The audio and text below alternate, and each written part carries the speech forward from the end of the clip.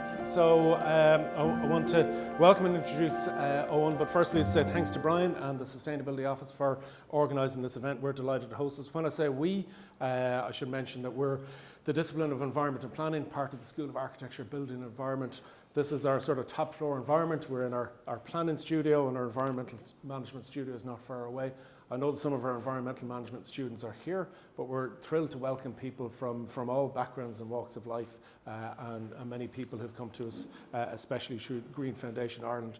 I've been asked by Rebecca Flanagan, Brian's colleague, to mention if you are on social media and talking about the event, that there's a hashtag to mention, TU Dublin, hashtag TU Dublin Sustainability, and if you can think of giving us a little mention. And I've been asked by Brian to also mention that there's a host of activities as part of Green Week, and some of the events taking place in Bolton Street. So this afternoon, John Gormley is here, actually taking a record of this event. Thank you, John, and you're very, very welcome. So John is showing his film, This Is Your River, about the Dodder River this afternoon, and there's a second film, The Forest Midwife, that's also screened as part of an event, Nature Restoration in Ireland, Meet the Storytellers. Brian also says that there's an online retrofitting webinar at lunchtime tomorrow, and there's still some availability for that, and you're very, very welcome. So, most importantly, I'd like to welcome Owen Daltun. Thank you, Owen, for joining us here today. You've come up from the Beara Peninsula. I've read your first book, which is a wonderful, it's a beautiful, almost a spiritual journey, I think, and an incredible connection with nature. So Owen came to prominence when he told a story of rewilding a 73-acre farm that he bought on the Beara Peninsula, an Irish Atlantic Rainforest. Charts that remarkable journey, part memoir, part environmental treatise. As a wildforest burst into life before our eyes, we're invited to consider the burning issues of our time: climate breakdown, ecological collapse, and why our very survival as a species requires that we urgently and radically transform our relationship with nature. In 2023, Owen travelled the length and breadth of Ireland, photographing areas of temperate rainforest in a bid to illustrate their beauty and immense ecological value, and to document, in almost all cases, their state of decline. Owen, you're very welcome. We're honoured to have you here today. I think you're going to talk for about 30 minutes or so, or thereabouts. Yeah. And that leaves a little bit of time for Q&A. Yeah. So if without further ado, I think it's over to you, and welcome. Thank you. Great. Thank you very much, Dave. So I'd like to welcome you all, and thank you all for coming along to listen to what I have to say.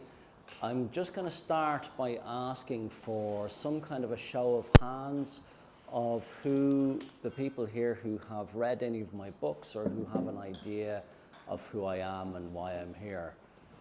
Right, so that's kind of, it looks to me, about 2/3 of the audience, leaving about 1/3 who have no clue or very little of a clue. So I'm going to try to just do a kind of a halfway house between giving some kind of an introduction that allows those people to have some idea of who I am and why I'm here. So, my name is Owen Daltun. I'm from Dublin, but in 2009, I sold my small house in Kilmainham and used the proceeds to buy a 73-acre farm on the Beara Peninsula in West Cork. And the reason why, or the reasons why I did so were several, but I guess the basic one was that I was dissatisfied with the life that I had living in Dublin. And that's not a criticism of Dublin in any way. Dublin is a great town, I love it, as cities go. But I think I'd reached a point in my life where I'd had enough of cities in general, any cities. And I wanted a different type of a life. I wanted a life that was more connected to place, to landscape, to the natural world, to the seasonal cycle, and I guess in a sense, to the very planet that we live on. I felt that I didn't have that in Dublin. I felt that I needed to get away, to a place that was more wild, where I could explore that part of existence in a deeper way. And in traveling around Ireland, I had gone to the Beara Peninsula and fell deeply in love with the place. And I started looking for a piece of land down there, a journey that lasted many years, but the place that I eventually found exceeded all of my expectations, I don't know, 100-fold, 1,000-fold, something like that. It was just like, it was beyond anything that I had imagined or I think was capable of imagining. So I'll try to paint you a picture of what I mean by that. So the land itself is in the most gorgeous setting. So it looks out over the open Atlantic, and you can see towards the north the Beara Peninsula, the next peninsula up. So the Beara Peninsula, for anybody who's not familiar with Ireland's geography, is the middle of 5 peninsulas that kind of protrude into the Atlantic in a roughly southwesterly direction. So you're looking out at the open Atlantic. You can see Danish and Scariff Islands. You can see the Skelligs to the right of those, then the Beara Peninsula, a whole bunch of other islands as well. And then to the north, you're looking at the McGillicuddy Reeks, including Carrauntoohil, Ireland's highest mountain peak. And the land itself is incredibly varied in terms of the terrain. So it's, if you take something that's perfectly flat and place that at one end of the spectrum, this piece of land that I bought would be at the other end of the spectrum. So you've got high cliffs with caves going into them. You've got deep plunging gorges with rushing torrents when it rains heavily, rocky scree, massive big boulders everywhere, what are called knife-edge slabs, which are, so the geology of Southwest Ireland is sandstone, which when it cleaves, you often get these kind of plate-like rock formations that stick in all sorts of different directions. So incredibly varied topographically. And there were several other things that I loved about Beara. I think just I was studying sculpture at the time, and the landscape struck me as very, very sculptural. The people that I met were lovely there, and at the time it was relatively affordable, because Beara is, despite its beauty, it has always been a little bit off the beaten track compared to the likes of Dingle or Riveragh. So there were a whole bunch of things that attracted me to this place, but there was one thing that went far above and beyond all of the things I've just mentioned, and that is that there was a wild native forest growing across most of the land that wasn't commonage. So if I get a chance, I'll explain what commonage is in a few moments. But I had no way of knowing where this forest had come from or why it was there. But what was very clear to me, even back then, when the first time I laid eyes on this place, was that it was wild. So what do I mean by wild? I mean that it wasn't planted. The forest that's on this farm didn't arrive there because somebody took the decision to create a forest there. In fact, it arrived for the very opposite reason, which is that people left the land alone. They ceased to farm the land. So essentially, what happened on this piece of land was that it rewilded itself long before the concept of rewilding ever came into our into use. And the reason for that was that the family who had lived there in the past, the Crowley family, had emigrated to the United States. Now, they didn't all go. There was one or two of them left behind, but they were kind of elderly. And the last of the Crowleys in Bothwell died in the early 80s. So for around a century, the land wasn't used agriculturally. And when we talk about agriculture in a place like Beara, what we're essentially talking about is livestock farming, so either sheep or cattle. And indeed, that goes for most of Ireland, really. Most of Ireland, when you're talking about farming, you're talking about sheep or cattle. So there is a little bit of other types of farming based on growing wheat or other types of crops, but the vast majority of it is livestock farming. And one of the things that livestock do, if they're allowed to graze land constantly, is that they prevent forests from either reproducing if you have forest on a piece of land.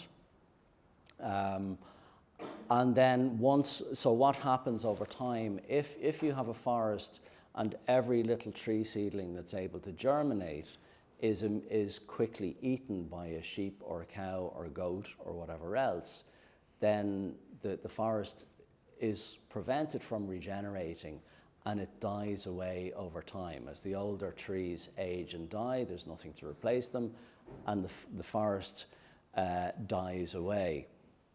So what you had on the Crowley farm was the opposite of that, where most of the land would have been unwooded.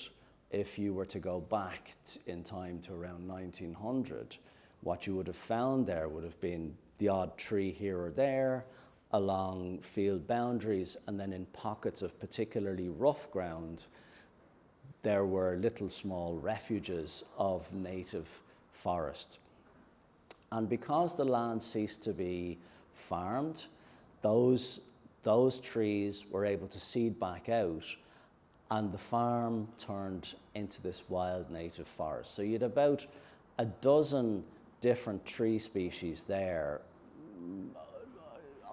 covering this incredibly complex landscape underneath. So I was utterly awestruck by what I saw there. However, having said all this, I was aware that the place was in deep trouble when I first saw it and subsequently was able to buy it.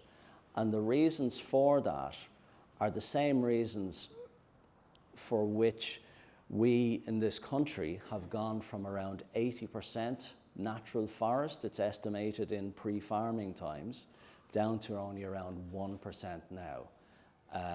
And that is overgrazing, either by livestock or by artificially abundant wild grazers. And it was the latter case that were doing the damage on this farm that I had bought. Specifically, feral goats and Sika deer, both of which are classic examples of what we would describe as non-native invasive species. So they're not native to they're not part of the ecosystem, and in fact they're highly destructive of that ecosystem. So the goats and the Sika were grazing out every little oak or birch or sally or whatever else popped up.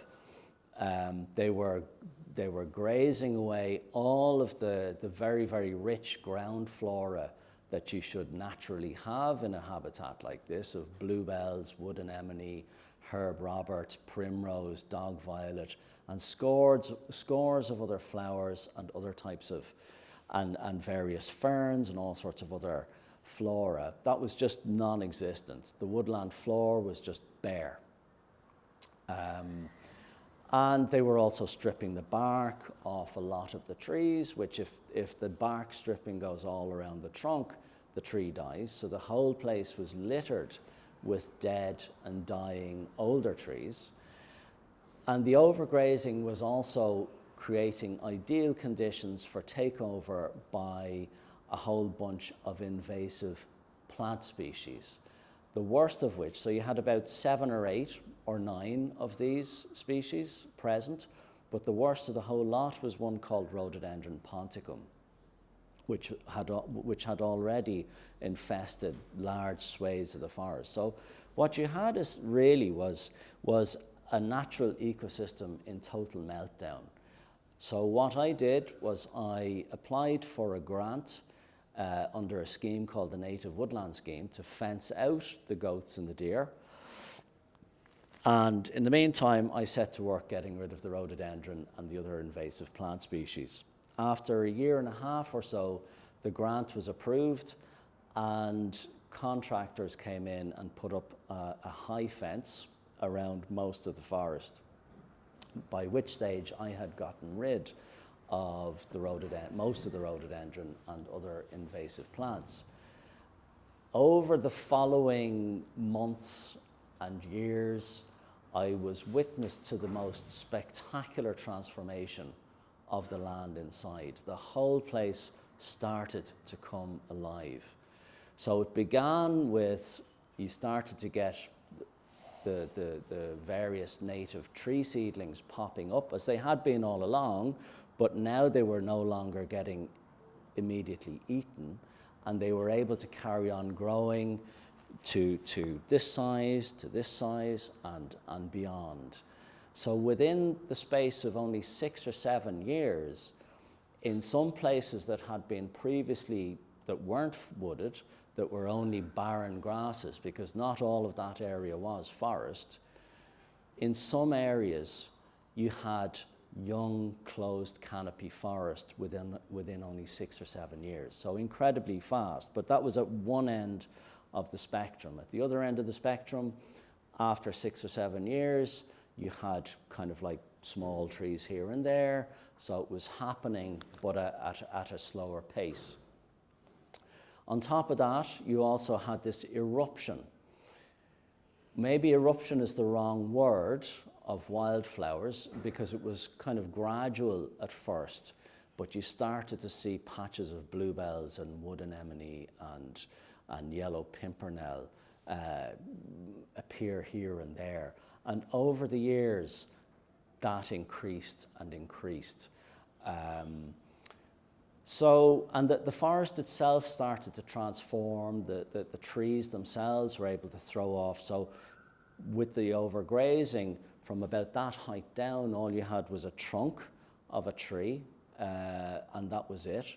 Whereas once the grazing pressure was lifted, the trees were able to throw out new growth to the side and everything. So the whole place transformed in terms of the flora. But that, of course, because of the way ecosystems are completely connected, the most important thing to understand about a natural ecosystem is the degree of connection. I would nearly go so far as to say that the connections between the species are more important than the species themselves. If you want to understand the essence of an ecosystem, focus on the connections. So, due to the way everything is connected, of course, all of this additional flora and diversity of flora led to a hugely increased diversity and abundance of invertebrates and bird life, and you even had several rare species of native mammals move in or start to use the place seasonally. So to begin with, you had lesser horseshoe bats take up residence. They're a very internationally rare species, and a colony formed in the place and has stayed ever since. Pine martens showed up. They're Ireland's rarest native mammal. and otters started to come up the streams from the nearby sea. And I'm sure many, many other species that are less obvious also either moved in or started to use the place in a more periodic way. So there was this incredible just eruption of life side by side with me kind of doing the work to restore this ecosystem. I had delved into ecology in a very deep way. So I was really fascinated to read up as much as I could about how ecosystems work, particularly woodland ecosystems. And rather than following a kind of a set course as I would if I had been learning this stuff in an academic institution, I was free to read what interested me most or what was most relevant to what I was doing. So it was kind of like a symbiotic, two processes that were kind of symbiotic to one another. On the one hand, out there in the forest, working with my hands, with a direct face-to-face, hands-on relationship with a natural ecosystem that was coming back to life, but also reading about it in a very kind of free way. So I was just following whatever paths seemed most relevant and interesting to me, including a lot of international literature. And one of the things that's quickly started to dawn on me, although I struggled with this to begin with, I couldn't believe it. I thought I must be imagining things. But the more I looked at the evidence and the more I thought about it, the clearer it became that what I was restoring there on this farm wasn't just native forest, it was actually rainforest.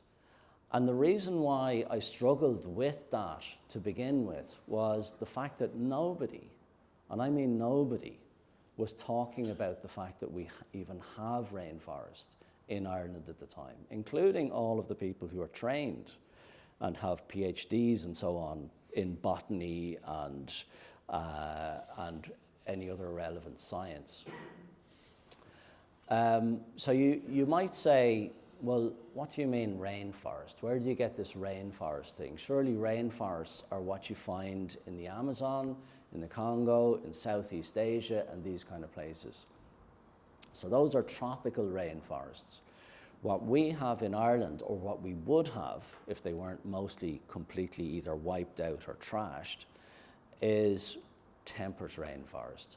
And the way that you know that you're in any kind of a rainforest on the planet is through the abundance of what are called epiphytes.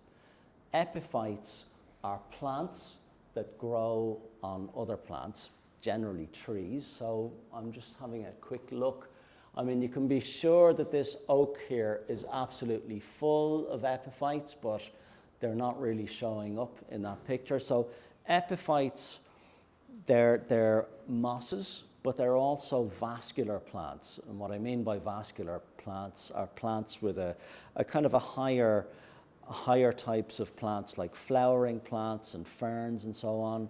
So I guess the really classic example of epiphytes that you find in temperate rainforests here in Ireland, and you also get temperate rainforests in places like Western Scotland, Wales, Cornwall, these kind of places, and other parts of the western fringes of Europe.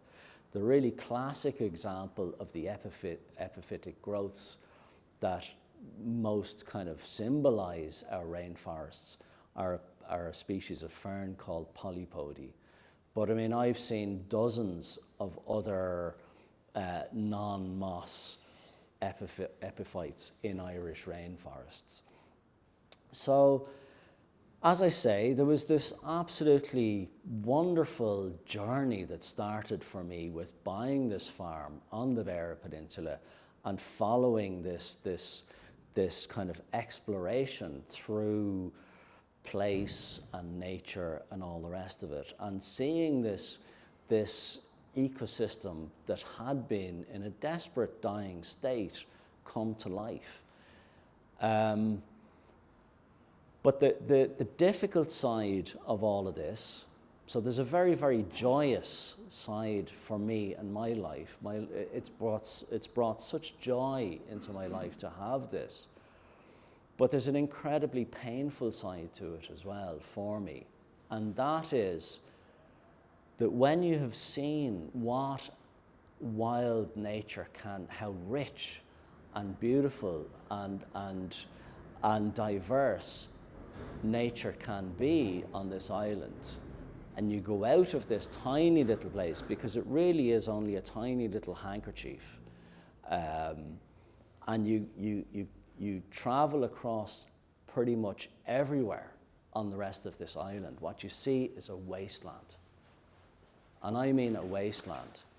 So I mentioned earlier that Ireland is estimated to have gone from 80% natural forest in prehistory, that in the Mesolithic, which was the last period prior to farming, down to only around 1% now.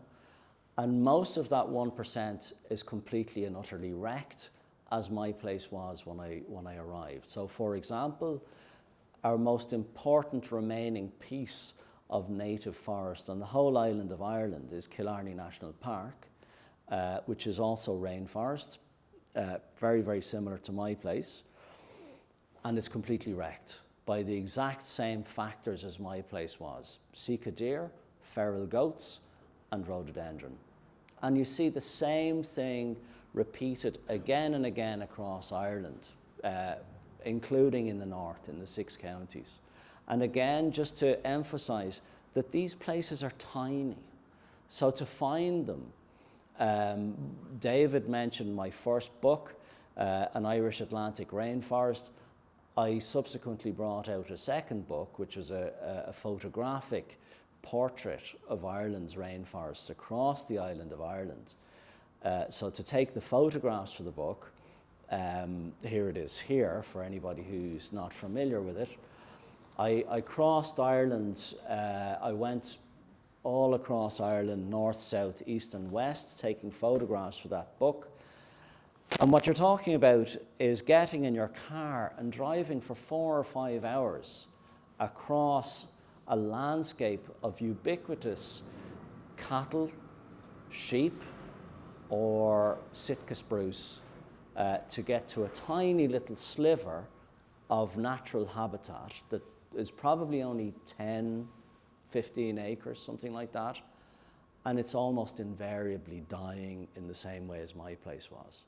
So it's absolutely heartbreaking, especially when you consider the turning around that kind of death spiral in my place. It didn't take much. I didn't have to have a degree in ecology to know what to do. All you had to do was prevent the overgrazing, get rid of the invasive species, and nature was able to do the rest. So it's really unforgivable that this has been allowed to happen. And just to give you an idea, in Killarney National Park, for example, ecologists have been calling out the problems with Sika and goats and rhododendron for over half a century now. So it's not like this is something that's only just a recent problem. We've known about it for over half a century, and we've done nothing effective in all of that time. So I guess what I would say, just to finish up, because I want to give plenty of time for questions, I just finish up by inserting what I've done on this tiny farm down in the Beara Peninsula into a much wider context, which is a word that I mentioned earlier, and that is rewilding. So Ireland has one of the worst, we are in one of the worst situations on the planet for nature. And a lot of people, that comes as a shock to a lot of people, because they think it rains a lot here, everything is green, so we can't be doing too bad. That's completely untrue, because very often what you're seeing is a green monoculture. it might be perennial ryegrass, it might be in our mountains, it could be purple moorgrass, or it could be Sitka spruce. These are all green, but they're monocultures. And monocultures offer nothing to nature. So Ireland is one of the worst off places on the planet for nature, and we know that. That's not me just kind of being hyperbolic. That all of the data that we have confirms that and backs it up. But we have the solution, and the solution is rewilding. It's giving space back to nature and time, as I did in my tiny little place, for nature to come back and reform all of those ecological connections that have been lost. So I'll finish there. I'm not sure where David has gone. There he is. I'd say, will we give people a chance for questions, David? I think so, yeah. No, Owen, thank you very much. You've kept wonderfully to time, so there'll be time for some Q&A. So we'll go to the room. John has just asked, Brian. Can I just say, because the audience aren't mic'd up, so just so we pick up the questions for the video, when someone asks a question, can you repeat the question? As best I can. Yeah, that was simply it. So are there any questions for Owen? Okay, so the lady here and then yourself. So first of all. Given that we're supposed to be storytelling and, we're supposed to be telling the story of how to rewild and how to get ourselves through this, we're going backwards. The Irish government is going backwards. Mainstream media is going backwards. We're not telling, the story is not being told to the right people, and when I say the right people, I mean the people who don't understand. Like in the middle of Dublin City, where there is no connection with nature. So how do we tell the story that the people that we need to be talking to, because you're preaching to the converted here, right? This room is all people who understand what's happening. Yeah. How do we get to the people who don't? Right, okay, so I have to repeat. So we're not going forwards. So Backwards. how do we tell that story, but especially to the people that aren't necessarily within this engaged? Yeah. Oh. Well, I think your question is a good one. It's a great one. Thank you. And I think it's a question that applies to any kind of attempt to bring change, societal change on any level. The same, whatever answer I give you would apply to trying to affect any kind of change. And the first thing I'd say is that if you look at how to bring change about within society, the most important thing is that you don't need to get everybody along behind you. You need to... 4% or something, isn't it? Yeah, you hear various different kind of statistics. 4% is sometimes mentioned, sometimes 25%. In a way, it doesn't really matter what the kind of threshold critical mass percentage is. What matters is that's the way change happens, is that, if you look at the history of ideas, very generally they start out with being kind of this fringe view that nobody knows about, and the people who are espousing the view are seen as kind of nutty outliers or whatever. And then it gets a bit more mainstream. And that's by those nutty outliers kind of reaching out and communicating effectively to a wider audience. And then it goes another step, which is that it starts to really kind of gain momentum. And at that point you're getting towards that critical mass, whatever it might be. And then what happens is quite amazing, because all of a sudden things flip, and everybody all of a sudden is saying, oh yeah, I'm totally for that, I always have been. even though maybe they weren't 6 weeks ago or 6 months ago or whatever, you know.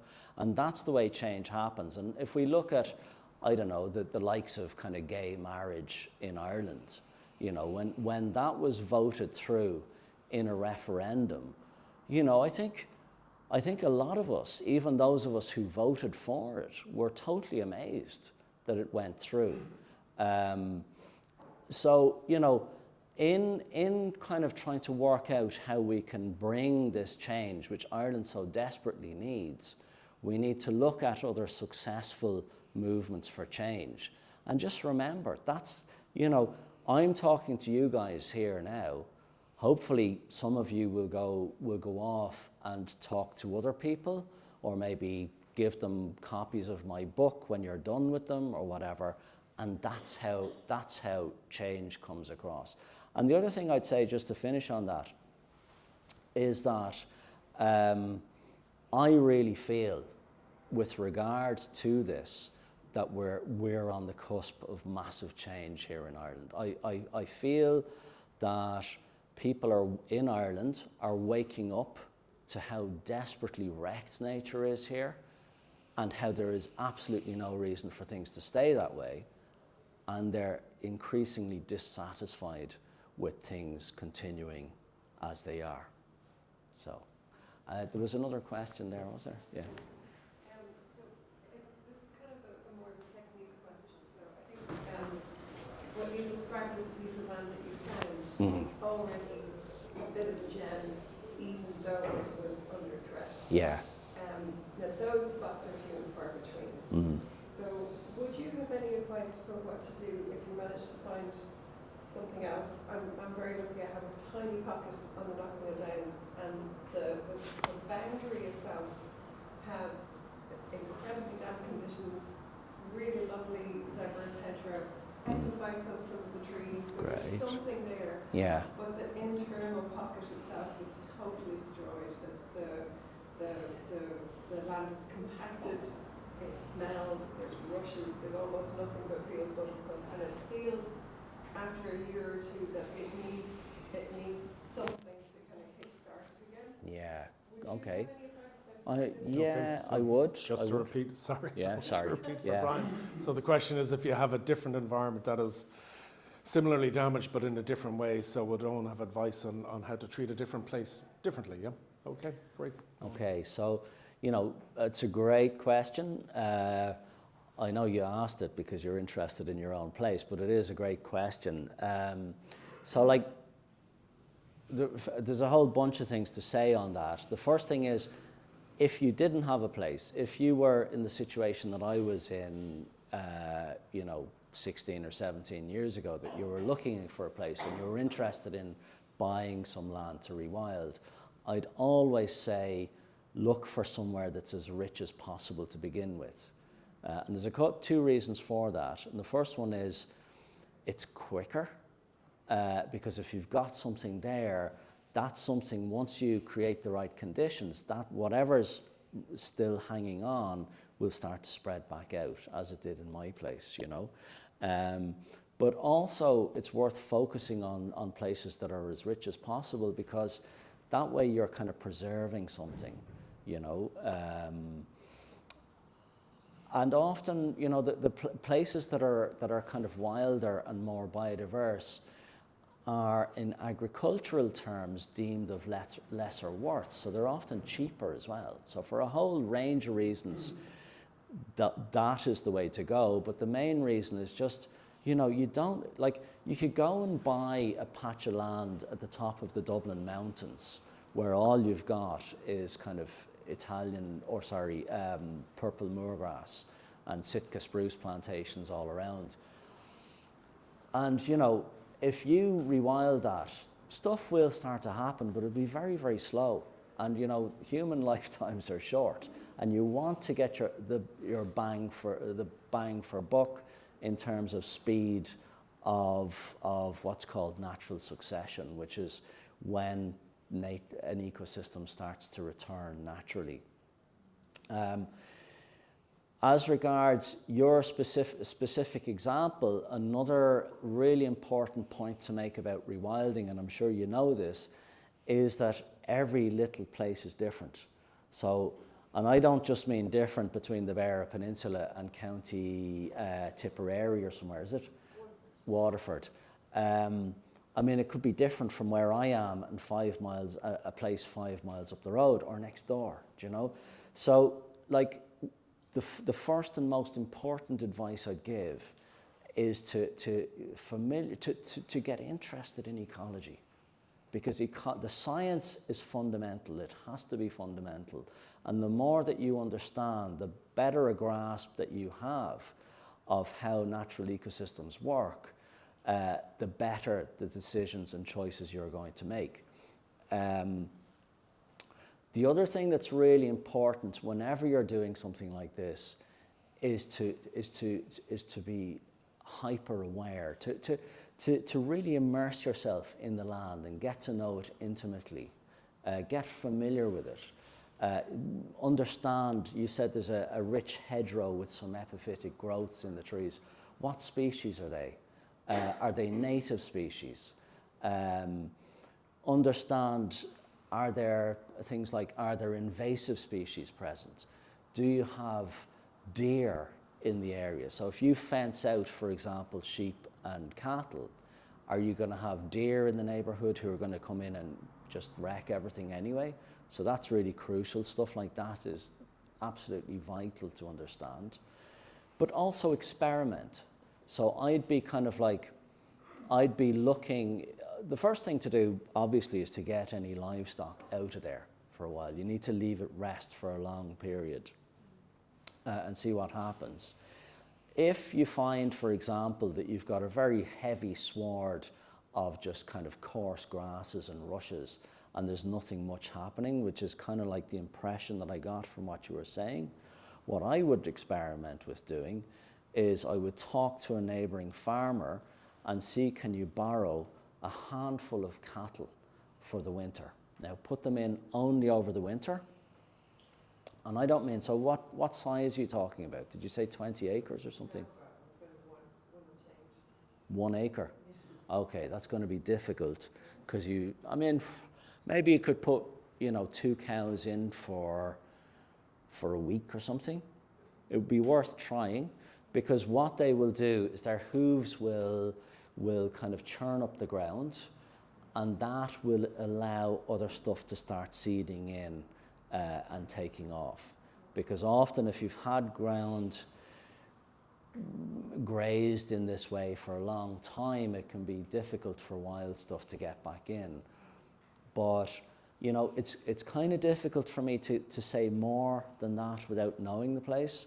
But what I would say is, be observant, experiment, and read up as much on ecology as you possibly can. Try my book. You could start with my book. Very good, great. There was a little, here in the front row, and then yourself, yeah? I've been toying with the idea of putting a fence around 21 acres down in the Turles, and there is deer a mile and a half away, but I've only ever seen one on, and it wasn't a Sitka. Sika. Sika, Yeah. and they've done almost no damage. Yeah. So, but the cost and the intrusion of a big bloody fence around the place, and if they did sort of come in and chew a few trees, I think deer, it's only when they settle there for any length of time that they do any real damage. If they take the tops off a few trees, it doesn't really matter that much. They spread out. They're not Yeah, I mean, what I'd say about that is that deer, like all herbivores, evolved over, like everything else on Earth, they evolved over millions and millions of years. And one of their key characteristics is that they breed very, very quickly. So, sorry, I missed out a bit there. They evolved in the presence of predators, of predation. And we have no predation in Ireland. I keep forgetting I have to stay around here. We have no predation in Ireland because we've killed off all the natural predators that we would have in Ireland in prehistory. And they would be primarily wolves, bears, lynx, okay? They're all gone. So there's no natural predation now in Ireland. But deer still have the characteristics that they evolved in the face of predation, particularly extremely rapid reproduction rates. So deer are estimated to reproduce by around 40% per year, okay? So like, if you were talking about, for example, shooting deer, you have to take out 40% of the population every year just to stay at the same level. So what happens, you can say, well, sure, there's only 1 or 2 deer, and they come and they go, and they're not doing any harm, and that's grand, and I don't mind. And that's fine, but what you will find is that if the deer realize that there's a really nice developing habitat there, they will come and hang out, and they'll breed really fast, and they'll wreck it for you. Now, that's not to say get it fenced, you know. I'm just saying it's not as simple as you might think, saying, well, it's only 1 or 2 deer, because I know this happens. I've heard of it, I've seen it happening all around me in various places, and I've heard it up and down the country and across in the UK. And the other thing to say about deer is that the deer population, both in Ireland and the UK, well, certainly in the UK, is estimated to be at its highest for the last 1,000 years or so. So there's estimated to be around 2 million deer now in the UK. So just to kind of give you an idea of what that means, because there are no predators, you have to be shooting 800,000 deer every year in the UK just to not see an increase. So you're seeing a massive increase, you know. So I would be aware of that. It's very open land. And have you ever heard of anybody using as a crow scare for, you know, like a shotgun, half an hour or something like that? No. But what I would say is that deer, they'll cop on after a while that it's only a big loud bang and that nothing happens. You know, they will realize. I know from around my area, you know, they're quite quick to cop on. If people start shooting them in a certain area, very soon they'll avoid that area, the remainder of the population. Thanks for the question. Anything else? Okay, Anybody? so we have a question here, and I said I'd come up here. I hope I'm going to get a question from some of our students, but over to yourself first. Yeah. Thank you. Thanks, Owen. Fully 100% behind what you're doing. Thank you. And you're dead right. I won't say the wrong audience, but yeah, there's policymakers who have the power to make huge decisions based on your wonderful work are not here. So I have a question that's linked to what you're doing, but it's controversial on the other side, because Irish government policy is that we need 30,000 new homes for the next, 20 or 30 years to build. For the last 35 years, as the founder of Just Forests, I've been advocating for timber that comes into this country to come from legal and sustainable sources. How are we going to balance our need for timber with what you're doing, which is essential to our survival as a species? Yeah, great question. Thanks, Emil. That's a difficult one, and I have to say, first of all, that I would be seen as being kind of like, probably a lot of people would consider me an extremist on this. I mean, my view is that Sitka monocultures, there's no place for them in Ireland. We need to move away from that, because they're a disaster on every conceivable level. They're a disaster for nature. So if you walk into one of these places, there is nothing there. There are a couple of mosses, maybe the odd pine marten that uses them as cover, and the deer, of course. But there'd be more biodiversity in a car park outside this building than in a Sitka forest. And they currently cover around 10% of Ireland. So, you know, it's a massive part of why Ireland is one of the most nature-wrecked places on the planet.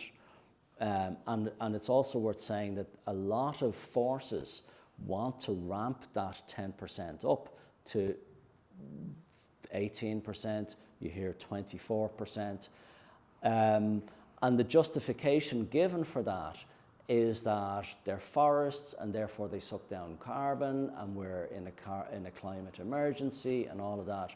And it's complete and utter rubbish because, first of all, the data for Sitka plantations actually sequestering carbon on balance seems to indicate that they don't, because once you factor in the various ground operations that are required for planting and then for harvesting and all the rest of it, it looks like they work out at about kind of like either that they don't absorb any carbon or they're actually carbon emitting.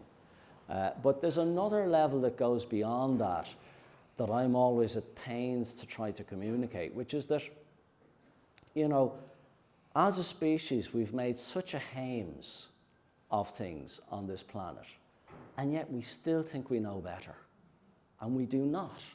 You know, we need to start trusting in nature, and nature means natural ecosystems.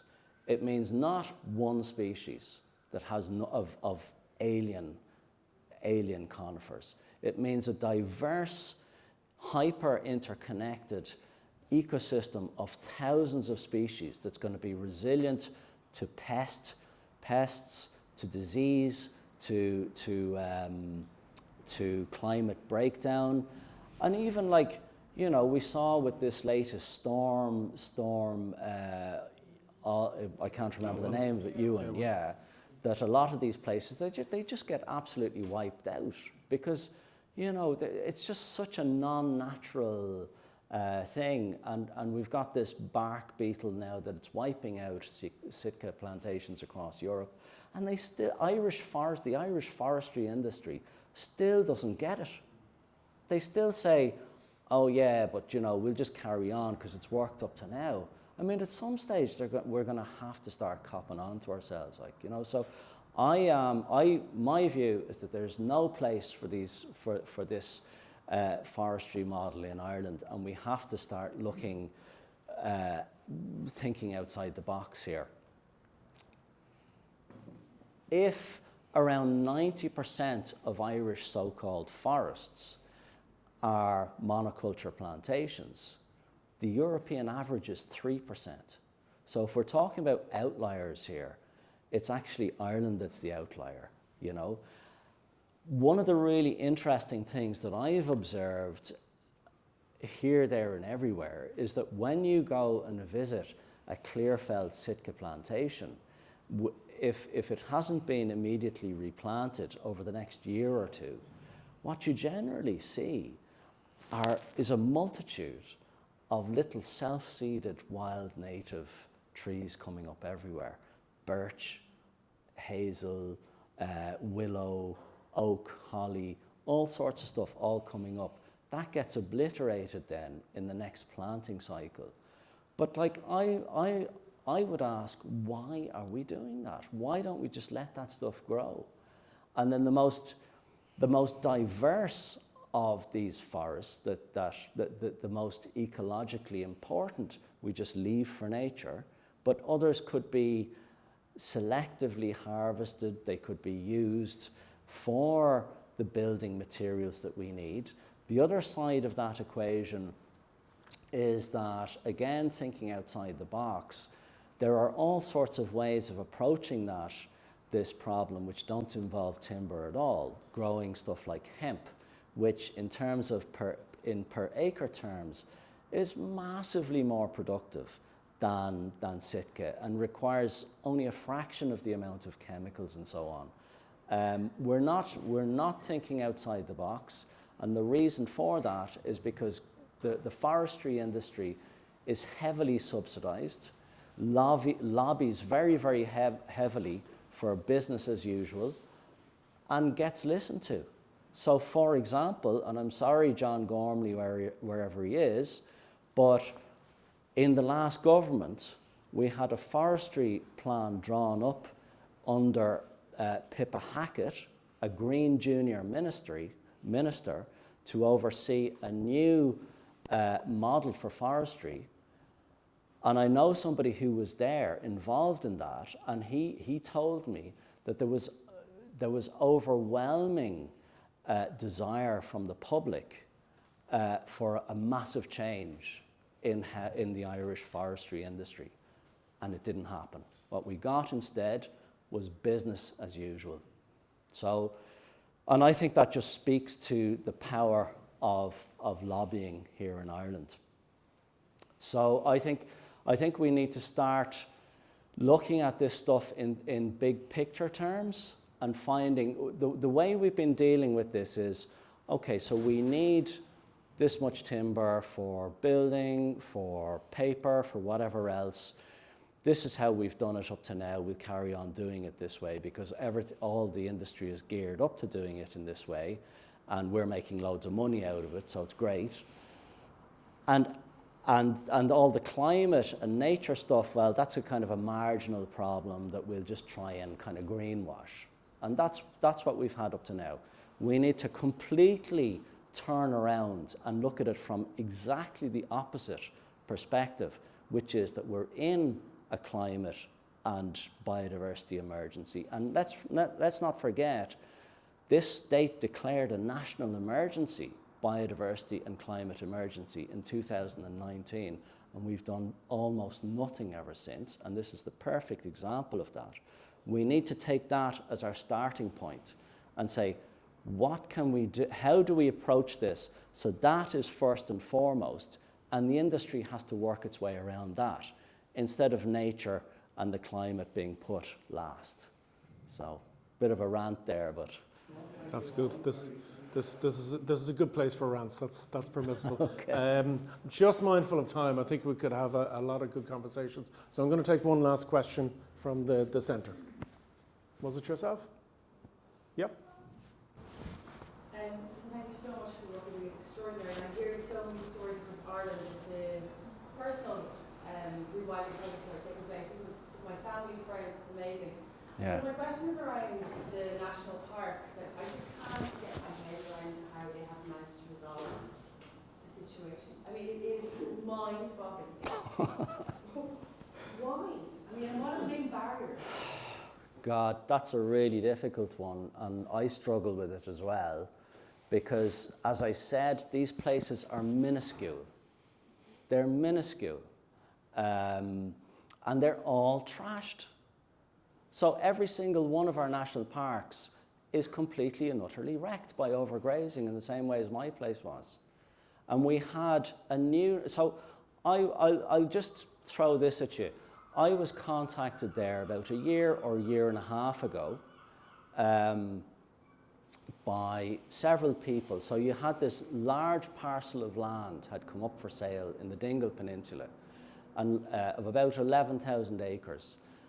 And a contiguous parcel of 11,000 acres is very rare in Ireland. So in Scotland, for example, it's common, but here it's rare. So it was seen as a perfect opportunity to do something really, really good, you know. So I was contacted by a few people who said, look, we've got a petition up and running for the state to buy this piece of land, to declare it a national park, to take the sheep off it, because the whole place was grazed to bits by sheep, and to rewild it.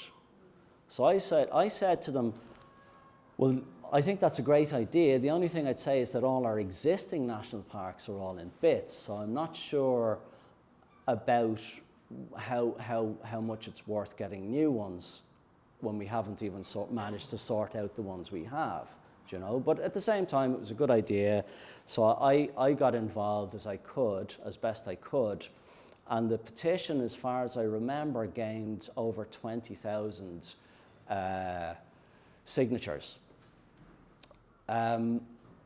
Several months passed by, and then lo and behold, it was announced that the Irish state had bought this piece of land, had designated it a national park, and was going to continue grazing it with sheep.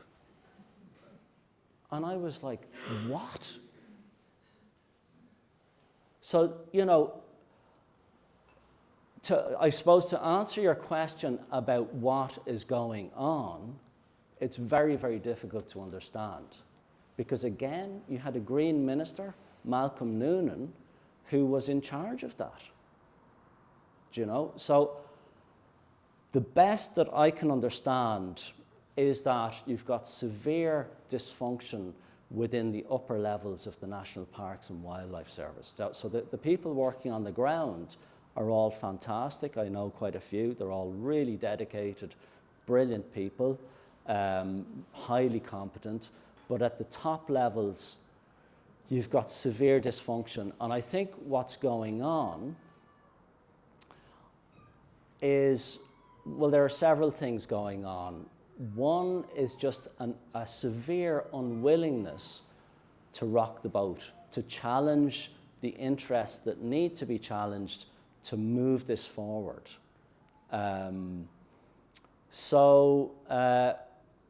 You know, that's part of it.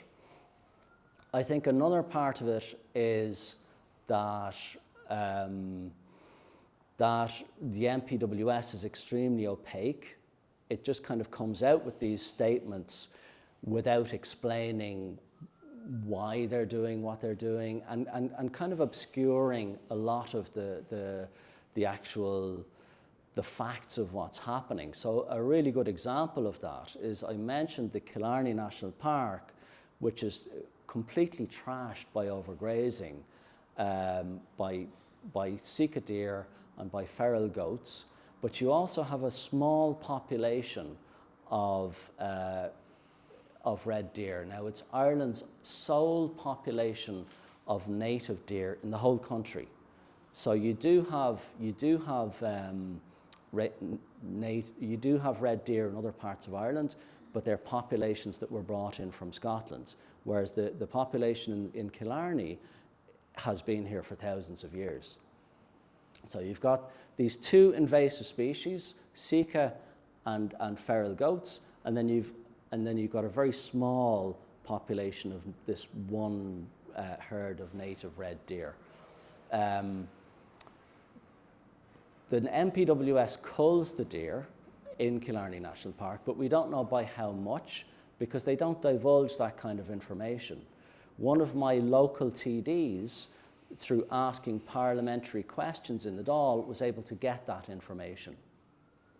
And we were told that over the last 5 years, more reds than Sika had been shot. So you've got, again, just to emphasize, you've got on the one hand this population of an invasive species which is exploding across many parts of Ireland, and they're shooting less of those than the sole population of native red deer in the whole country. And they're not shooting the goats at all. So it's just madness. And I think to get to the kernel of what you're talking about, the problem that exists, and again using Killarney National Park as an example, the best that I can understand about the actual heart of the problem is that the powers that be don't value the place in biological or ecological terms. They see it as this place that draws in tourists, most of whom come along in their coaches, look out the window and see all this green stuff, lakes, bunch of lakes and trees and stuff. They don't understand that all that rhododendron is killing what's there. They don't understand that those deer and goats are doing the same. They carry on, they go to the restaurants, they go to the hotels, they spend their money and they leave again. So that the ecology and the biology is seen as just something that you pay lip service to, and that's all. And that's what you're up against, you know? And often you're talking about civil servants who don't care.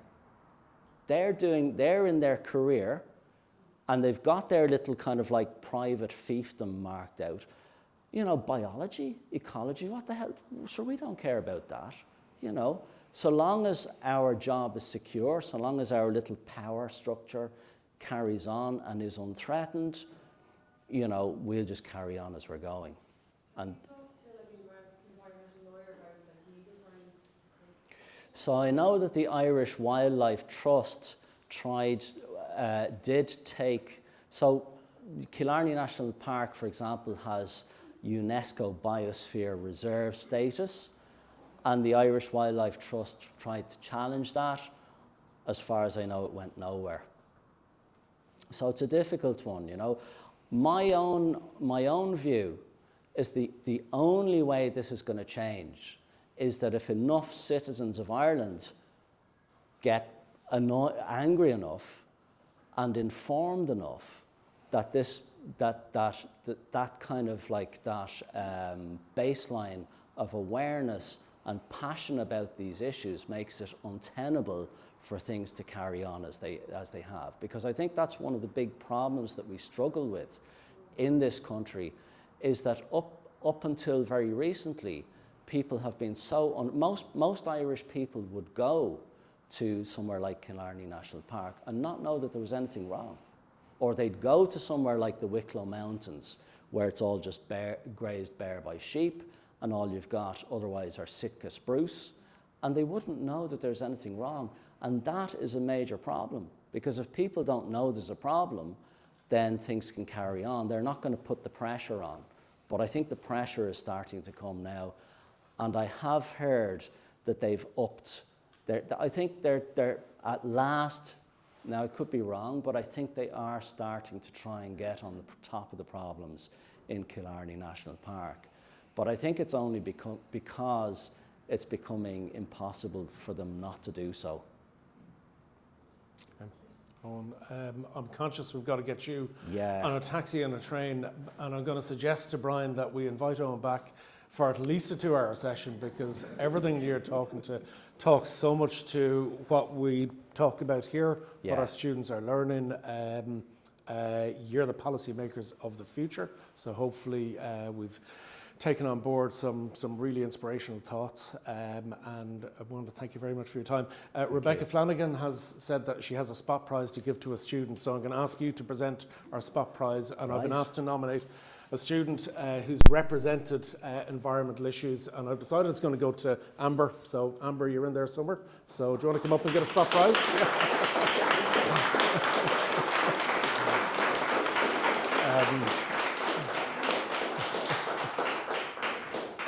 Harry Amber, congratulations. Yeah. Great. And just to thank Amber, you can take your prize. Thank you very, very much. Can I just say I have 3 copies of my book with me if anybody wants one. They're 25, there are 3 people there. Okay. Thanks. Yep.